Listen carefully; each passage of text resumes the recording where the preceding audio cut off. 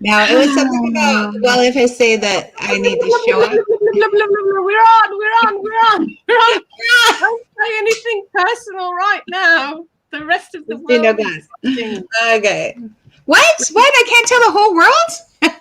We were just talking about women's things. So that's to get rid of the men. That's to get rid of the men. Hi, men. We love you. But, yes, we love you. You can join. Absolutely. You can join. My little joke. No, it's just to tell Teresa that we're on, because we've been talking for half an hour thinking it would have been good for you to listen to this kind of stuff, actually. Here we are. Here we all are then. Here we are. We have arrived. Jenny, it is August 8th, and this is Co-Creating with the Cosmos. Oh, yeah, baby. Oh, yeah. Oh, yes. It's pretty fun. Just so happens, I don't know what I've done to my screen. There's a bit of co-creation going on here. You're going all over the place. Oh, yeah. Energy is high. Oh, yeah. It just so happens that that's the chapter that we're talking about today. Oh, no. You know, it gives me goosebumps, hun. It's so funny. You came up with this, didn't you? And you hadn't read the book when you said you wanted to do this co-creation. I had not read the book. And it's only when I turned the chapter today, I thought, what are we talking about? Yesterday, not. I came up with the phrase first. I came up with it and first. how many years ago? How many years ago did you write the book? About 5 years ago. Wow. So little seeds planted 5 years ago for me to come visit you on August 8th. Oh, yes. Right? That gives me goosebumps. Have we got our banner up? There we have. Look. We have our banner. Join the best C, though. We're missing the lub. Oh, join the best C. Join the best C? Okay. We're missing the lub today, Jen. Join the best C in the world. The best club. Hey, you know what? Insert favorite word here. We've exceeded the number of characters. Oh, well, that's the problem, isn't it? Oh, let me just take out some of the dots. You can carry it for the moment. Okay. So you are talking to Teresa Collins from Blended Spirit and Miss Jennie Kitching, Hypnowoman. And we have Tracy joining already. Good morning. Tracy says, hi, beauties. Hi, gorgeous. Thank you for coming. Hopefully you're joining us live. You get a chance to, because when you join us live, then you get to ask questions. You get to be involved. You get to truly be part of the madness, to be honest. I wonder if anybody joining live has risen to the challenge and knows what the song is from that I posted on the Time to Shine Mastermind Club this morning. I'm especially to the lake, and I sang a song. Do you want me to sing, Teresa? I love when you sing, Jenny. It's a love. It's like a love-hate. Don't want to look, but yeah. It was just so beautiful today. I mean, there's beauty in everything, even in a stormy night. But it was just so wonderful this morning, and I just found myself. I filmed it as well. Found myself. Who will buy this wonderful morning? I'm so high, I swear I could fly. Me, oh my, I don't want to lose it. So there must be someone who will buy. I like it, actually. You know what I really like about you, Jen? Is that you'll sing in public and film yourself.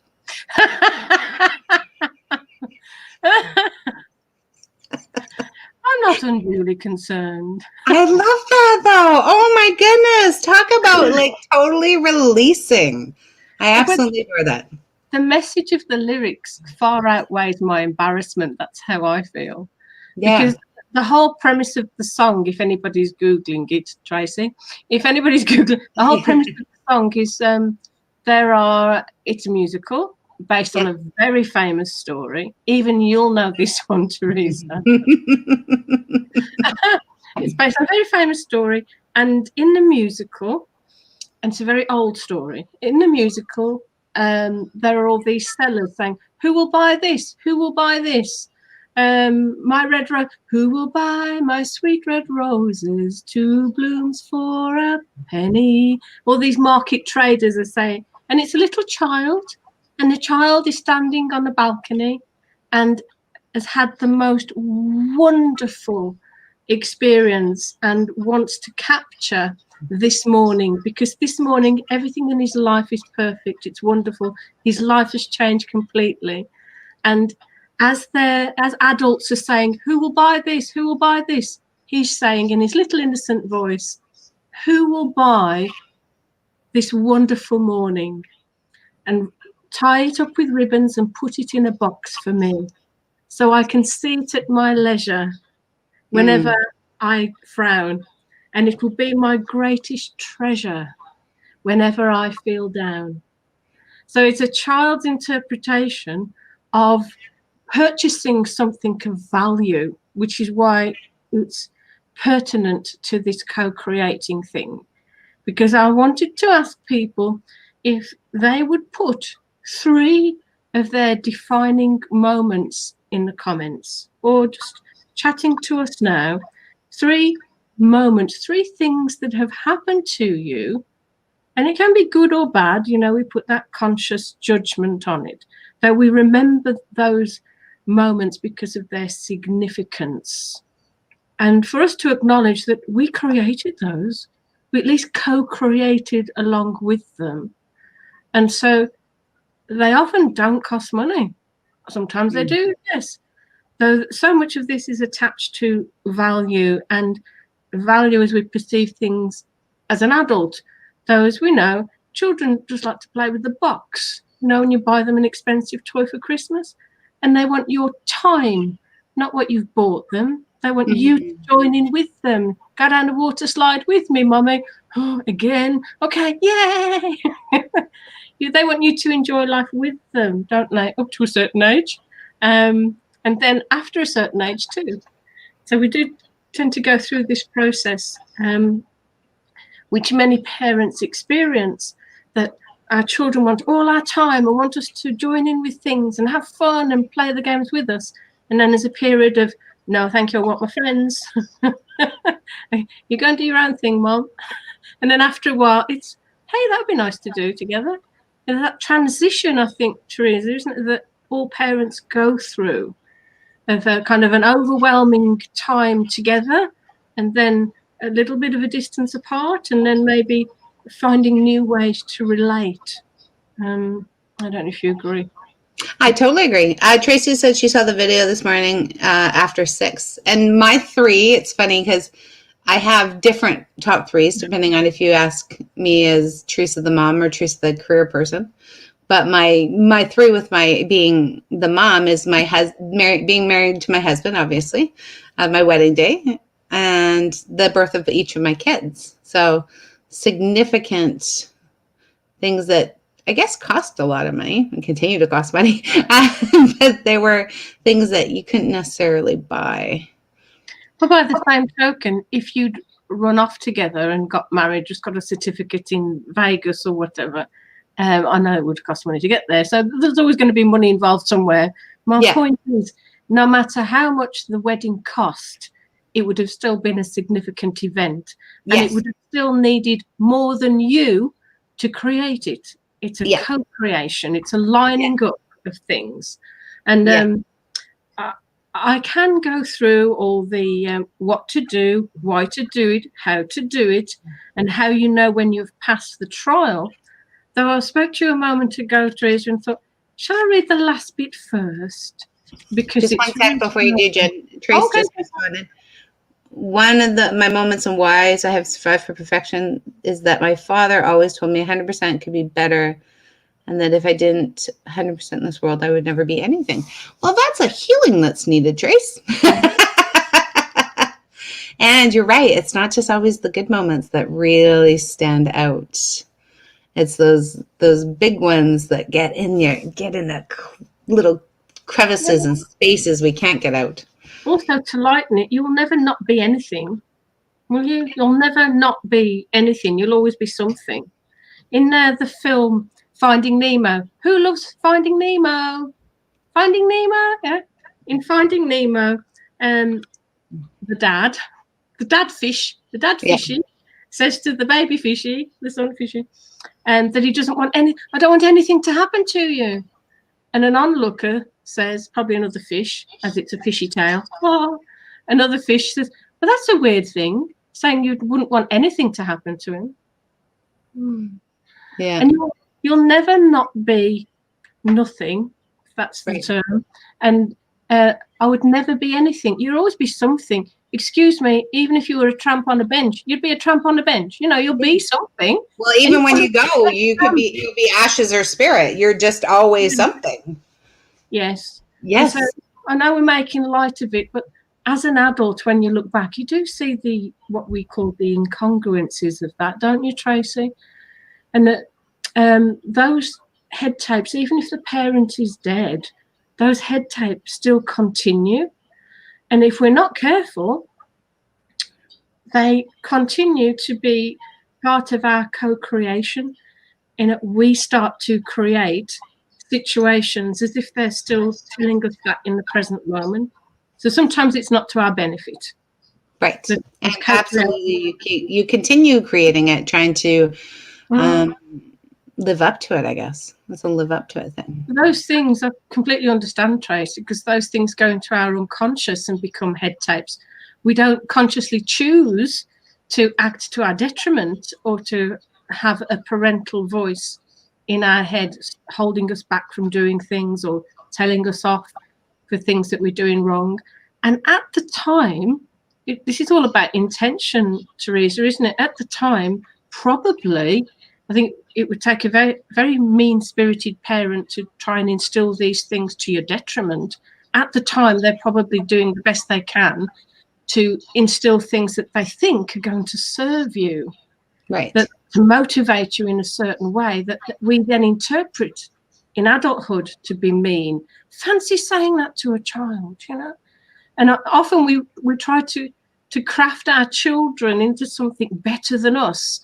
And so our own failings are wrapped up in that too. Oh yes. Oh yes. Oh yes. Oh yes. That's the biggest thing. It's it's their own failings. I work with so many people, and if their parents just did their own healing, they wouldn't have a fraction of the challenges they had. Yeah. And that's why it's so important for us to do our own healing. Oh, Tracy says that's so true. Yeah, that's so true, honey. You're a little bit dark, Teresa. Am I a little bit dark? I'm a bit dark as well. I don't think I have my light on. Okay. Oh, there we are. We're a bit closer. That might be a bit lighter for people. What do you think? Or is that a bit too? Oh, yeah, that's a little bit too. That's a little bit. I think we're wild enough, Jen. We don't need to be right smack in their face. I just needed to check if you brushed your teeth over there in Canada. But yeah, you're okay. You're good. It's okay, guys. You can carry on.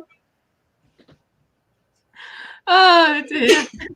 Oh my goodness, girl. You're just hilarious. Right, I want to read this last bit then. Is that okay? Okay. Yes, please do. We do get off track a little bit, eh? So the trial is called Trial 5, the Co-Creator Trial, which, like we say, in and of itself is spooky, being as neither of us knew this was coming up, did we? And you'd named this process the Co-Creator process. So I can tell you what to do, why to do it, etc. But I'm going to read the last bit because it's very good. Right. It's the tricks and tips, bearing in mind that we've already said that we co-create with others. And it starts with, you creator, you are already a creator. However, you do not do it alone.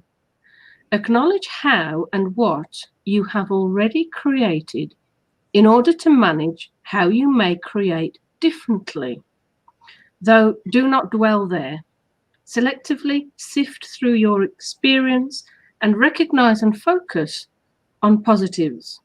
Strangely, almost as soon as we manifest that which we want, we almost discount the potency of that as we go after the next thing that we want. That's the law of vibration. This means that we stop appreciating that which has already manifested, and it's important to count one's blessings and look for the detail in that experience. And the next one's called Move Along Now. It's vitally important to take the learnings from your experiences and use their value in the present moment. We don't, though, most often. We blame people and events and faceless corporations. As you move through these trials, you will have the tools you need to create your most positive of futures, and you are not alone. You were never alone, and you never will be alone. However, you can foster the illusion of loneliness if you wish and keep negative imprints alive. It is in the knowing that we need others in our lives that we can feel such pain when they are gone, and also look back on events that were perceived as negative at the time they happened, creating them now with wistful remembrances. Either way, bringing pain and loss into the present moment is to be avoided. The problem is not whether you need a new job, whether your wife or your husband has gone or left, or that your parents did right or wrong, or that you did right or wrong, or the terrible things that occurred in your life should not have happened. It is not any of those things at all. It is your reaction to them. It is the add-on sentences you say in your head that follow such statements of fact, such as, oh, my father is gone, I cannot live without him, or, oh, I've got a terrible pain in my back, I'll never live a normal life. You will be learning how to turn these around soon later in the book. That is really the problem. When you give yourself these negative thoughts, then you are bound to feel depressed. So you have to learn how to turn those sentences around, turn them around completely. Okay, so I made a mistake, but I've learned from you, and as sure as heck that will not happen again. Or, okay, I miss my spouse, child, lover, but I can start over using everything my life with them taught me.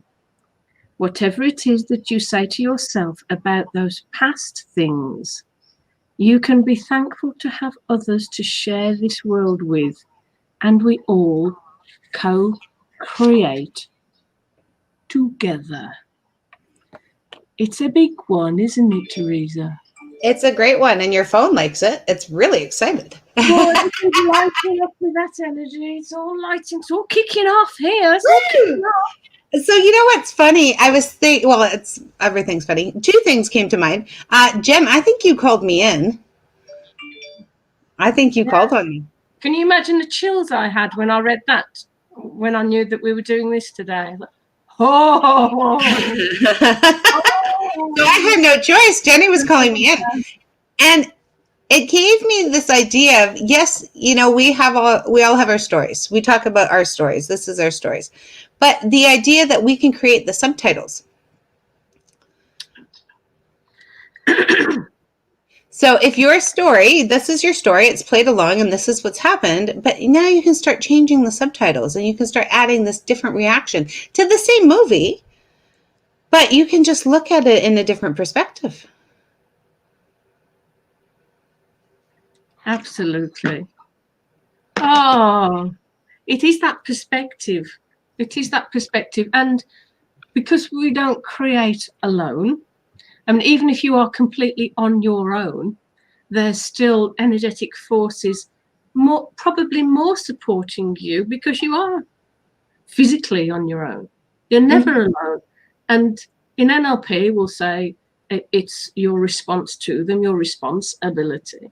But certainly there's this reactionary part, as I've just demonstrated with those recognition. So it's not about ignoring, for example, that you've got a pain in your back. It's those add-ons to the recognition. I've got a pain in my back and my life will never be the same again. I've lost my husband, child, spouse.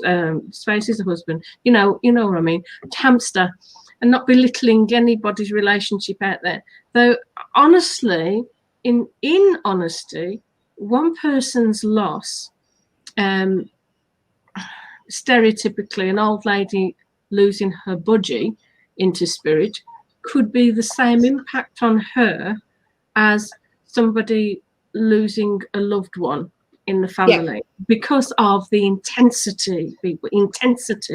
And so what we add on after that, because this has left my life, I am blah.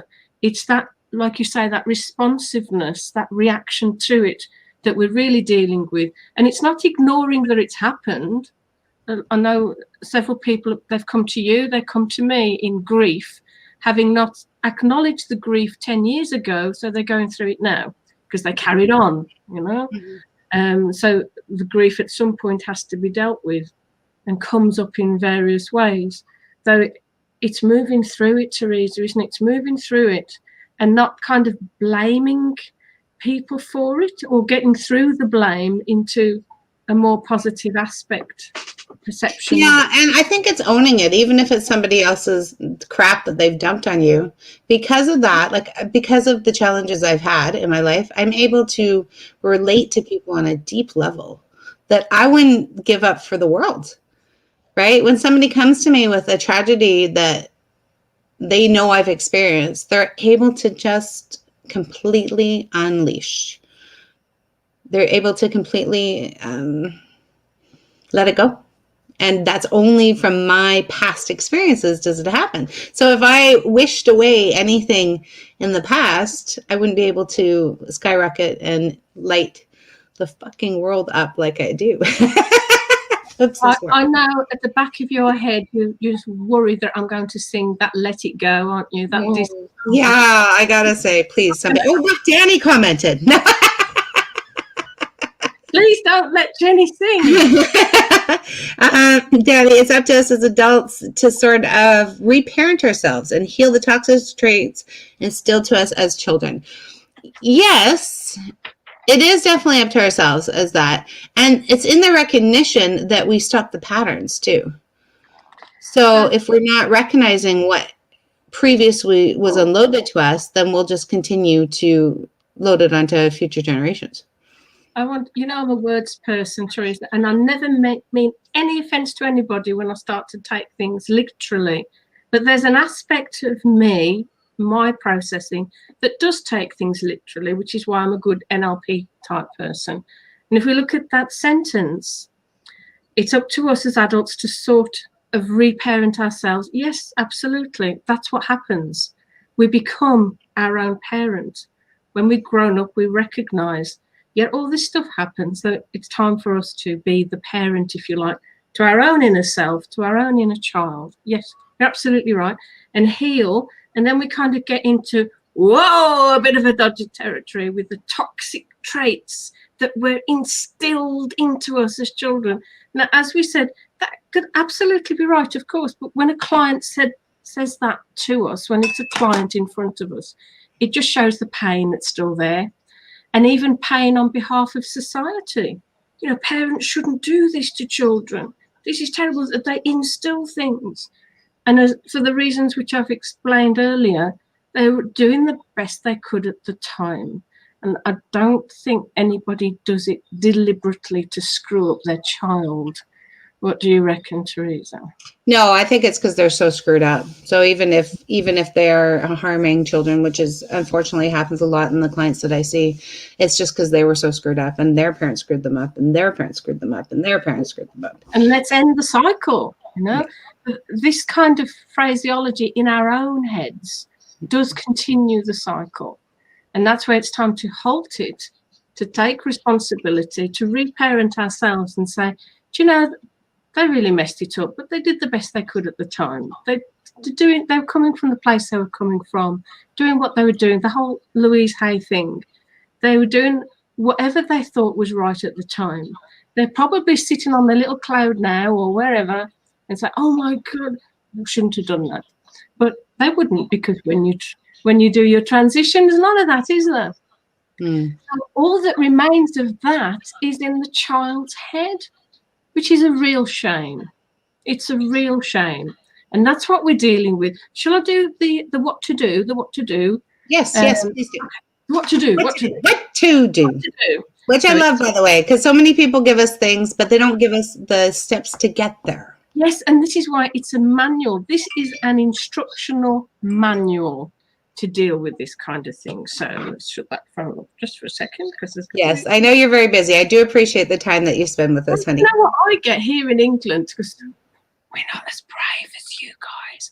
I get people commenting on the phone because they don't want to do it online. Oh, that's what's going on. Oh, lovely. Okay, well, that makes sense. Thank you for sharing. I thought you had clients next to you. I'm like, she's a busy lady, man. This requires a sip of tea, excuse me. Okay. So it's called Trial 5, the Co-Creator Trial, from our lovely Law of Attraction book. I'm moving the wrong hand there. By me, Jennie Kitching, Hypnowoman. Trial 5, the Co-Creator Trial. It's all me, me, me. It's a big chapter, this, even though it's perhaps the smallest chapter in the book. In importance, this is the biggest. This is the biggie, because lots of people, I reckon, spiritual folks, get this a bit mixed up. Because if I'm to blame for everything that's gone wrong in my life because I'm the creator of my own reality, I might as well give up now. You know, I'm obviously not going to have this blessed life just because I believe I'm the creator. And who would want that responsibility anyway for everything that's gone on in the world? And so it's really important to focus on these steps. What to do. Make a list of the top 3 defining moments and events in your life which you have unconsciously and consciously created, good or bad. Write down who else was involved in these events, who helped purposely and inadvertently. What coincidences had to line up to make these things happen? Why to do it? I'm glad you asked. Why, Jennie? Tell me why. Taking responsibility for your participation, consciously or unconsciously, in what you have in life points you in the direction of creating other things that you currently want and have stopped yourself from having. Knowing also that nobody creates alone and that everyone is a co-creator is imperative too. How to do it? First of all, notice where you are in relation to where you want to be. Write down the things, the top 3 life events that, one at a time, you had no way of knowing how they would occur in your life, yet happened for you. I mean, you mentioned your marriage, Teresa. So if we backtrack, what had to happen for you guys to even know about each other, for that whole thing to occur? You know? It's absolutely phenomenal how little. You know, if you didn't turn that way down the road, if you didn't go into that cafe at that time, if you weren't waiting for that bus, you know, people say these things. Oh, if I hadn't have done that, then this wouldn't have happened. And we relate that to all the good stuff. And we don't often relate it to what we think is the bad stuff. And we need to kind of recognize that we're involved in both of those things. Right. Well, because we don't want to take any blame for the bad stuff. It's not my fault. It's not my fault. How you will know that you have passed this trial. You will know you have passed this trial when you write your 3 stories of defining moments, events, and how these involved others, how they responded to and co-created your situation, even if you do not particularly like the people concerned or they are no longer around for you. You find yourself writing detail, such as what you were wearing and what the weather was like during those events. So this is kind of a detailed reenactment in your own mind, rather than the story that you tell everybody else. Right. This is about recognizing that at that time, wow, at that time, so many things had to line up for that to happen. And that is often based on what we've been telling ourselves and our own belief systems and what keeps repeating. And Teresa, you and I have had these conversations. I mean, we can be honest now with everybody because that's what brings a spark to these. When we have bad things happen, because we both know our stuff, we can point out to each other, that's because of that. And I can say, oh, that's because of that. Or do you think it might have something to do with that? You know, that whole visibility thing. Oh, Jenny, do you think that might have something to do with, It's so fun having a friend like her. Isn't it great? We're great at just boomeranging it back at each other, I'll tell you. We do it too. We help our clients do their stuff. And it's wonderful because we can unravel it so much for them. And it almost is kind of more of a task to deal with your own stuff, isn't it? Because you can be distracted by all your clients, you know. I can. I thought, oh, I've got this client to deal with. What about my stuff? And it's only when somebody else who knows this process comes along and says,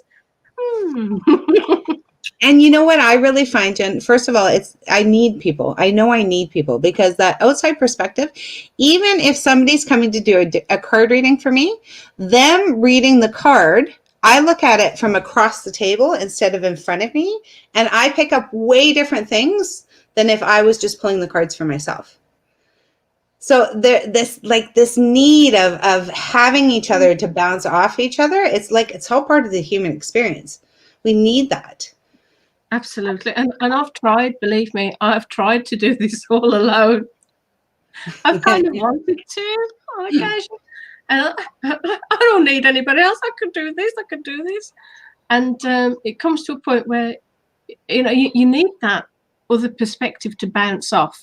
And this, believe me, folks, even if you cut yourself off from the rest of society, Jenny, even if you cut yourself off from the rest of society, at some point you've got to go to that shop. At some point you've got to answer the telephone. And it could be the postman. It could be somebody. It's as if the universe finds a way of speaking. Or you put the telly on and they're talking about this thing and you think, oh my goodness. And you hear it. Or you hear it on the radio, or you see it in an email, or, you know, there's this bounce coming off that is necessary. We need that reflection. It happens. And those are the spooky moments. And then, so that you know you're not going completely around the bend, you need another person even more to say, hey, this thing happened. Yeah, oh my God. And then you're like, oh my God, I'm seeing this everywhere. And what's so funny is it usually takes like 6 times. Like, I can imagine the guides up there going, seriously, how many times do we have to send this to you? In how many ways? And how many words? And how many medias do we have to send the same amazing message to you? Also, you know what I find interesting, if I take the time to heal me, which is very, very important, and make it a priority in my life, I often collect clients that need that same healing right after. Oh, yeah. So it's like they send me the work to do. I figure it all out. And then the client comes and is like, oh, by the way, do you know how to do this? And I'm like, hey, shit, I just did that. Oh, yes. I know this one well. And to get a bit personal with you, when I first started up as a hypnotherapist, most of my clients were weight control clients. Yeah. And I must admit, there was a part of me that thought, why am I getting all these weight control clients when I'm actually probably would like to address some of my own weight issues at the time? And now that I'm really not overly concerned with what anybody thinks of my physical size and shape. I don't get any weight control clients now. I'm able to help, but they don't come, you know. There's that correlation, isn't there? Yeah. And yes, in recent months I've had quite a lot of grief, dealing with grief and loss, etc. Hello. I'm seeing the connections, Teresa. Yes. So you get it in the process. So this does happen to other people too. They start collecting all these people with a certain challenge because they need to look at it themselves. Right? Gratefully, my guides send it to me first. I do the healing, and then I've got the solutions. So I'm not trying to heal it through them, kind of like that same idea. So I'm going to just say thank you to my guides for that, because that's a way better, easier way to do it. Sorry, babe. Danny says, what are the healing benefits of writing down these events, actions, reactions that cause them? What are the healing benefits? Ooh. Tell us why we're doing this, Jen. Thank you, Danny. Keep us on track, Eddie. Because it's this question of perspective. It's this question of perspective, because we kind of, we call it as a in NLP and hypnosis as representational systems. When everything that's happened from this point onwards suddenly goes into the past, even that thing that I just said about everything happens, that's in the past now. We'll never get that back until you watch the replay. But if you watch the replay, you'll know it's not happening now. There's a reason why these live streams are so honored by social media, by the robots, by the algorithms, and they put them out to all these other platforms. There's a reason for that. There's a reason for everything, and live streams and live interactions are more honored now in this social media arena. And the point of power is in the present moment. In the present moment, Danny. I'm sorry, can we just write that one down before we move on? Because the point of power is in the present moment. I know it just rolled off your tongue, but that's brilliant, dude. Okay, everybody write that down. Mm-hmm. The point of power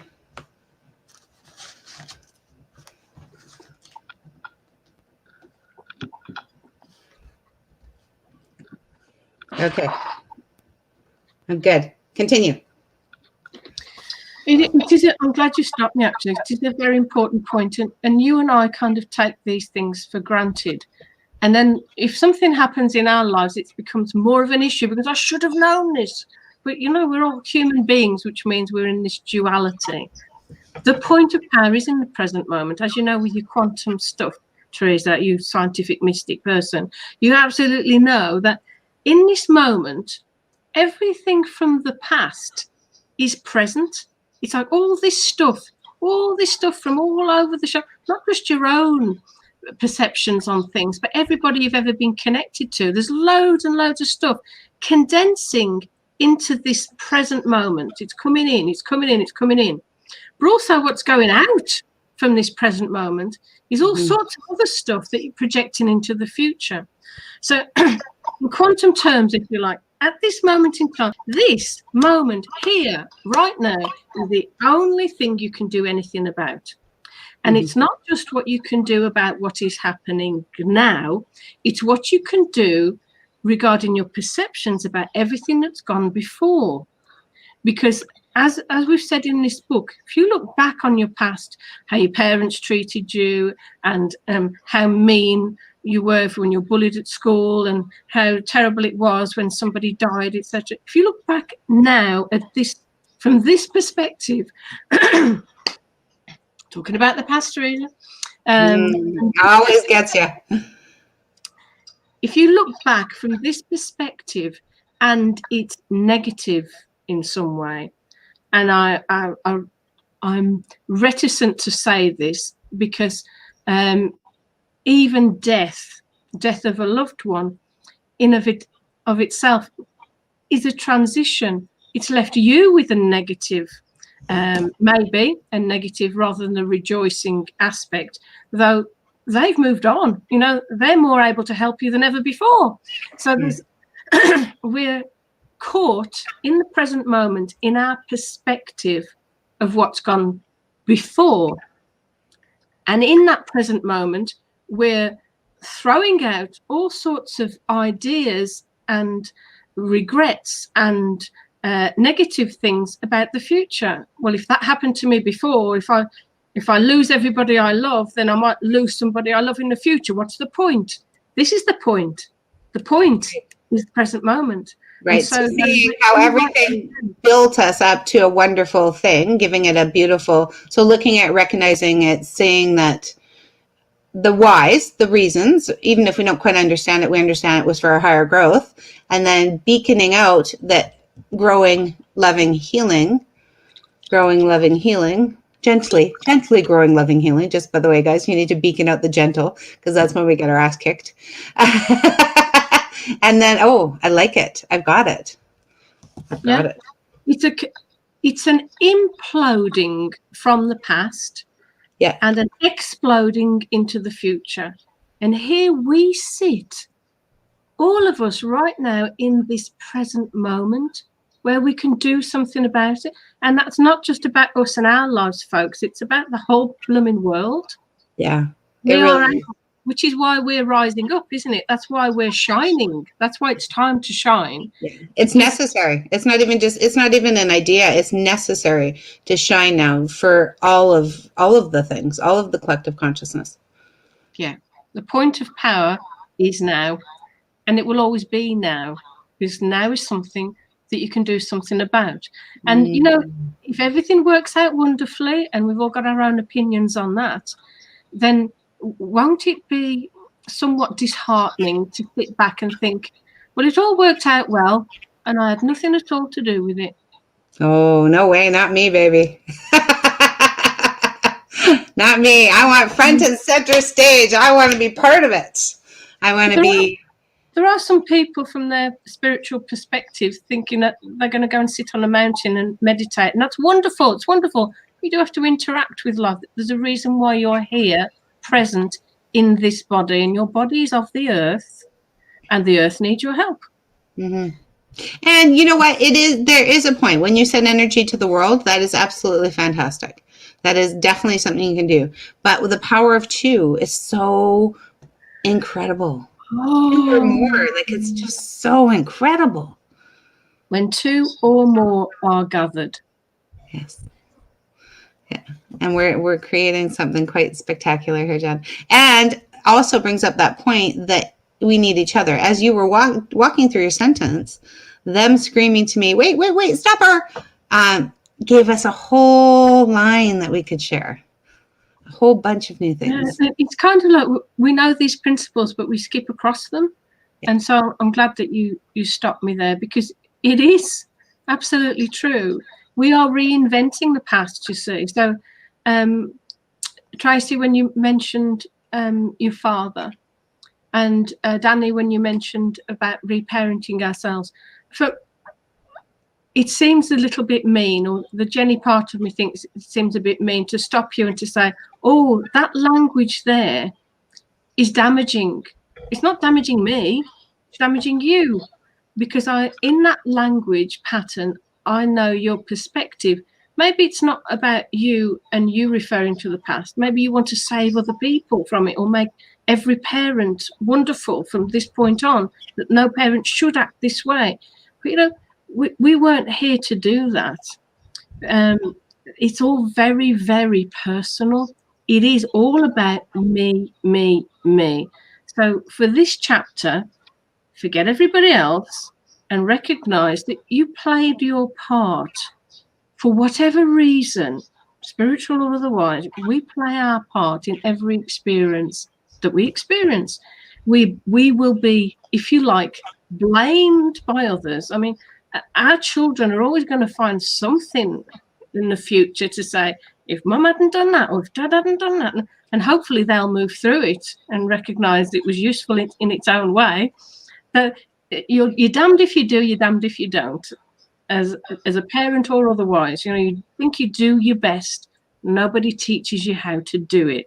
And often by our own failings, we then kind of over-egg the pudding. We overdo things with our own children sometimes. And this is not in defense of every parent that ever walked the planet. It's just an example of whatever we do, for somebody will find fault in that. And quite often it's ourselves. But look for the good within it. Look for the little glimmer of positivity.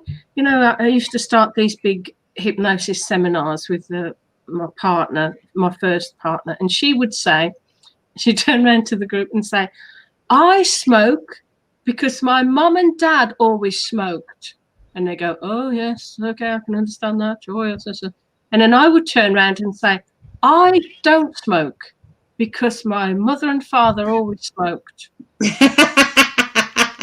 And they go, oh, I see. You Yes. can do something because of, or you can do something in spite of. You know, Yeah. every situation is useful. And I'm demonstrating the power of choice. Oh, yes, honey. Yeah. And in reviewing, in answer to your question, Danny, in reviewing all these things that have happened, if you are calm and focused in the present moment, maybe you can see that interaction.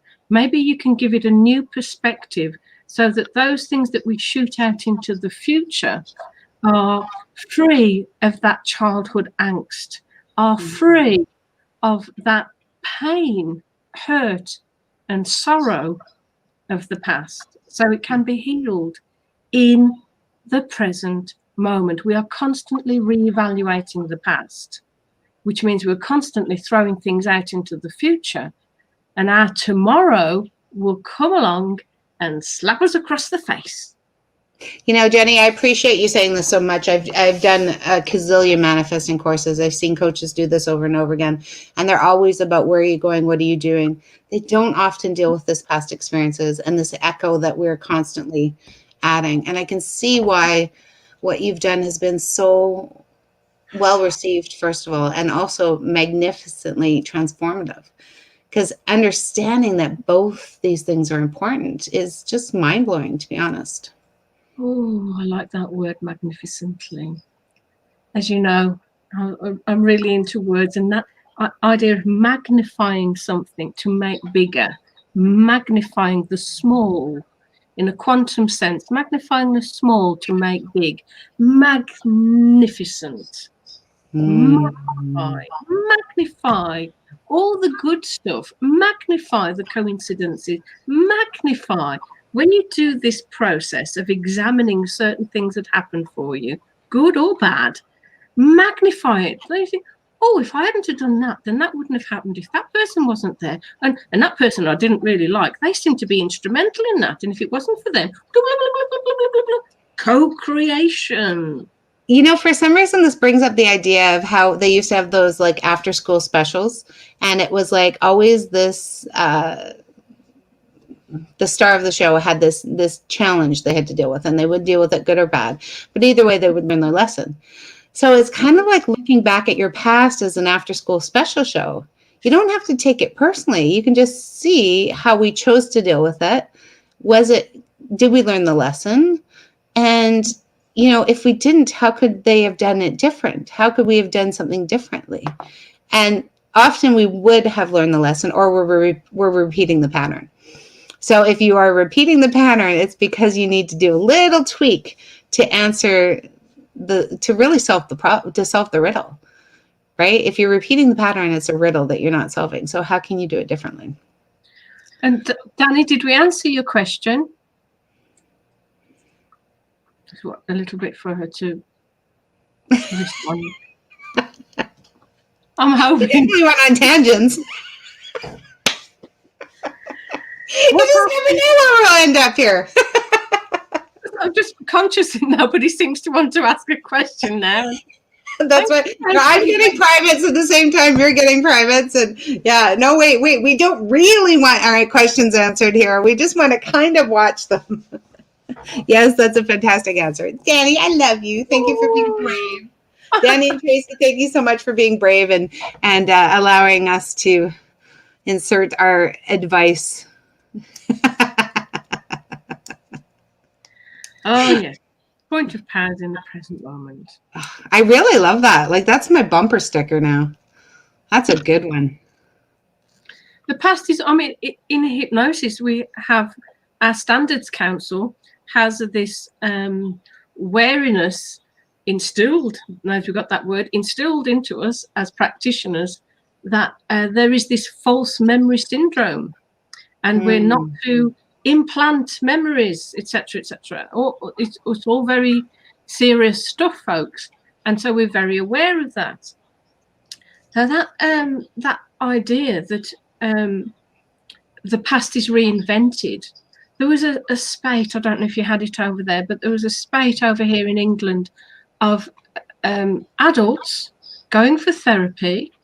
I don't know what therapy it was, but the therapy that they went to was digging up reasons for Yeah. Yeah, it was inner child. Oh, and all sorts of abuse stuff was coming up. So it didn't actually happen when they investigated, but from the perspective of the adult feeling sorry for their inner child, these fabrications of memory started to occur. Yeah. And, it's damaging. Stop it. And it expanded something like so much bigger than it was. It was pretty explosive. I mean, obviously there's a lesson in that as well. Some things are just meant to be moved on from. Yeah. And that's not to make light of things for people. If you've got a big issue that keeps representing itself, it's for a reason. It's to be re-examined, healed in the present moment, and so that we can progress forward without that weight. Because it is a weight. It's like, weighing you down, And it's not to falsify, make it positive. Oh, it's okay. I shrug that off. Yes, so-and-so died. Never mind. These things need to be addressed and healed and attended to in the present moment, because that's what PTSD is, folks. Yeah. That's what PTSD is. We can cope. Oh, my goodness. Well, you know about us Brits with a stiff upper lip, don't you? You know about us. We can cope. Oh, my goodness, we can cope. Every human being can. We happen to be known for it, all those old war films. So what happens when things aren't dealt with in the present moment? They'll re-emerge when nothing untoward seems to be going on. So, they went to battle, they did this, and they did all these wonderful things. And then 10 years later, they can't sleep. 10 years later, they're having fights in pubs. 10 years later, all this stuff is re-emerging from the unconscious, saying, you didn't deal with me. You didn't deal with me. Come and deal with me now. Come and deal with me now. Yeah, that's what PTSD... You can deal with that without having to relive things all the time. I do a release that... sometimes it's just the emotion that needs to be released. You don't need to relive the trauma. And in fact, a lot of the reason why I'm super successful is I don't make people relive the trauma. I can help release the emotion and the energy without reliving. That's what I find particularly special about you. So special. So special about you, Teresa, is because you don't seem to get completely immersed down that slippery slope. Now, I know you've tell us about this wonderful graphic that you've posted to advertise this session, because I've got the scale of the emotional scale, if you like, but not to that detail. You've got this huge swirling. Well, the lovely thing about it is it was like totally completely sent by spirit. As soon as I started talking about today's session, whatever the heck we're doing here, this just exploded into my line of sight. And first of all, it gives us the idea for the boredom is the key. And when we look at the point of power in the middle, and this is actually really kind of interesting, the boredom is usually what sparks either way. You have the choice to go up or down. So if you look at the center line, I wish we could bring it up. You have the chance to go down into overwhelm and fear and insecurity, or you have the chance to go up to hopefulness, curiosity, and peace. This is all about the choices that you can make in this world. And just because you're at one doesn't mean that you can't change at any time. What did you think, Jen? Well, I just added in the present moment. It's like that present moment is moving, changing, evolving. So even if you've made a choice now to descend from boredom into those other things, you can make a choice now to, I'm at that boredom, or I was a moment ago, so I can ascend. These are my choices from this moment on. And they're all important, because sometimes we do ascend to go into the lower depths, to heal, to move, to recognize, to relate. But we don't always have to stay there, because we're always moving. Yes. And I like yours because it's this like huge whirlwind of stuff, whereas mine is quite sedate. You go up or you go down. I mean, just very, very briefly, my understanding of it, Teresa, is that let's say that I'm told the difference between anxiety and depression is that anxiety is worry about the future. Depression is thinking you don't have one. So you're actually better off being anxious than depressed. Right. Because the movement in anxiety, at least you're creatively thinking about the future. Okay, you might be thinking about stuff going wrong, but you know, once you're in that motion, we can do something with it. If somebody comes to me and they hate, there's energy in that, because you don't usually hate somebody that you haven't loved. Right. You know, person. Yeah. So you don't wake up and decide, I'm going to hate that person. So hate is from hurt. You know, so I always know that, oh, bless them, they're hating because underneath it all is love. Yeah. That's gotten corrupt because of the hurt, because they felt attacked, because how could you do that? You know, that kind of dissension down that rabbit hole, rather than, you know, questioning or wonder what was going on with them at the time. Or, you know, that's why the whole forgiveness thing is about giving to oneself. As Louise Hay says, forgiveness is all about me, not about condoning the actions of the other person. It's about, and I'm not going to sing, it's about letting it go.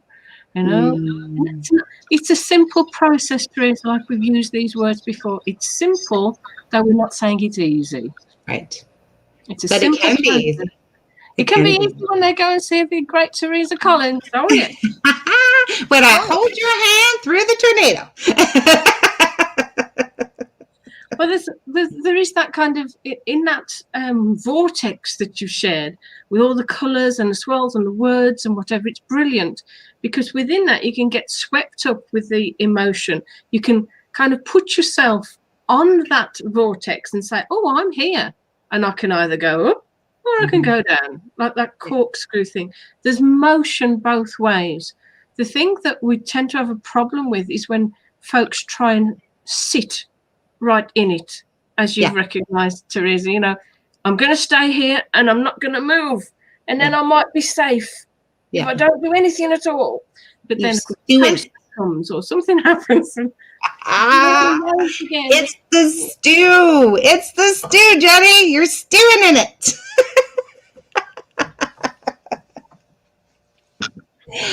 We like to marinate in our pain. We do. We don't spend nearly enough time getting excited. It's funny. We're running out of time, but I really want to share this. I was working with clients this week on excitement. It's time to get really, really frickin' excited about your life, guys. Even if it's just a cup of coffee, get really, really excited about it. Because I'll tell you, when I give somebody a gift and they are really excited, oh my God, I feel amazing. I want to give them more gifts. So the universe is the same way. When they give us a gift and we are really, really, really excited to receive it, they want to give us more gifts. They want to make that happen again. That excitement energy is, first of all, it's contagious. If I'm excited, people can't help but smile. Even if they're looking at me like I'm freaking crazy. They can't help but just get swept up in that whirlwind. So get really excited about your life, guys. Anything today. Whether it's your bed, whether it's your house, whether it's your car, whether it's just the ability to connect with us. Sorry. Never apologize. Never apologize for that sort of a rampage. Never. Off she goes. I'm just holding on to your coattails and I'm never right. Hell to the right? Up and out. It's very important. Even the people that have the most spectacular things to celebrate this week, I'd say, what do you think of it? And they're like, oh, well, that's good. Yeah, it's exciting. Like, that's not freaking excitement. Excitement is felt. It's all encompassing. It is the entire body and soul. I'm glad that you said that, because just to finish off, that visceral feeling, the emotion, if you're sitting in the present moment and you're thinking about something in the past and it's affecting you viscerally in an unpleasant way, it's energy in motion. That's what emotion is. Energy in motion that's calling to your body for attention. You either feel it in your heart or your stomach or your head. You're feeling it. And it's amazing if we can just do that reframe, Teresa. If you're thinking about something or it catches you off guard in the present moment, where the point of power is, if you are caught unawares in the present moment about something that happened in the past, and you feel it in your body, that emotion's so powerful it's causing a disturbance in your field. It's messing with you. You can carry on while I just have some more tea. Okay. Well, let's just say Danny's gift. Oh, Danny, I love you. Danny says, you two are giving us a gift. I get so excited for these live videos. They seriously hype me up and leave me in a great mood. Thank you, ladies. Thank you so much. I love being contagious. In the positive way. I will break it to you gently, though, everyone. This will be the last one until September because I am going on vacation. Who's allowed her to do this? Oh my goodness. Now, if you have tapped into tomorrow's event, that will be the last one that Jenny and I are doing. So if you're not on tomorrow's event, let me know immediately. It is $200. We are going to do a Lionsgate activation, and we have a very special guest that's going to appear and answer some questions that you have wanted to ask probably your entire life, to be honest. I'm just amazed. I'm amazed. I just get this feeling about what's going to happen. I wish I was psychic like you, and I'm not, but I've got this kind of rising anticipation that, oh my goodness, something amazing is going to happen. Yeah. Something amazing is going to happen. Feels on the brink of epic, to be honest. Epic. It's going to be epic, Jen. Epic. I love it. I'm so excited. Magnificent. It's going to be magnificent. Oh, I love it. Thank you so very much for your time, sweetie. And so we'll see everybody in September. We're probably looking at tomorrow. I'm not going to think of September. I'm in the present moment, and the present moment is very close to tomorrow. I'm thinking about tomorrow. Tomorrow. Okay, and then I'm also thinking of September 5th. Planner. He's the planner. I'm a forward girl. I like to do all of it. Just so you guys know where we are, where we're hanging out. Tracy says she cannot wait. I know, Trace. I'm so freaking excited you're there, baby. Danny's on the fence. She's thinking about it. But well, maybe we'll push her right over. Come on, Danny. Come play. So Jenny, again, thank you so much for your time. I really, really appreciate everything you share with us. It is mind-blowing, absolutely mind-blowing where you can go. I love it. Okay, Speedy. Anything you want to say? Signing off. Tomorrow. I'm just excited. And mine is going to be get freaking excited about your life, folks. Like, just light it up. It is time to shine, time to really enjoy this journey. It's your time. End with that. It's all me, isn't it? Yes. Yeah, and buy Jen's book, dude. It's like freaking awesome. One of her many awesomes. It's all about you guys. It's all about you. You are co-creating with us by being here present, whether you're watching this now or in our future. This is just an incredible time. It really is. And very fortuitous that we're able to co-create together. You always have co-created, maybe with those that you hadn't really welcomed into your life. And now you're consciously welcoming in, say, more positive energies, recognizing the value of that. And when you start doing this co-creation thing more consciously, then you see how it kind of integrates and fuses in the present moment to shift out in such a positive way into the future, because it's kind of all happening now. It's all happening now. You know, as if your future self is calling you, and there you stand with all these kind of excuses, as we do, that, oh, well, I don't know. You might have been standing on that precipice for a long time, kind of not diving in because what other people think, because I don't know if I really understand this. And this is beyond understanding now. This is just about energies, isn't it? This is just about energies. Energy is all there is. You know, it's how we sift and sort through it with our bodies and with our minds and with the co-creating partners, our friends, seen and yet unseen. Oh, with I all love it. that's about, with all that big. I'm going up. I'm going up. I'm going Get up. into it. I love it. Get into it. Okay, Sweet Pie. You and everybody else in Facebook land, we'll see you all later. Bye. Bye bye. Bye bye. Bye bye. Bye bye.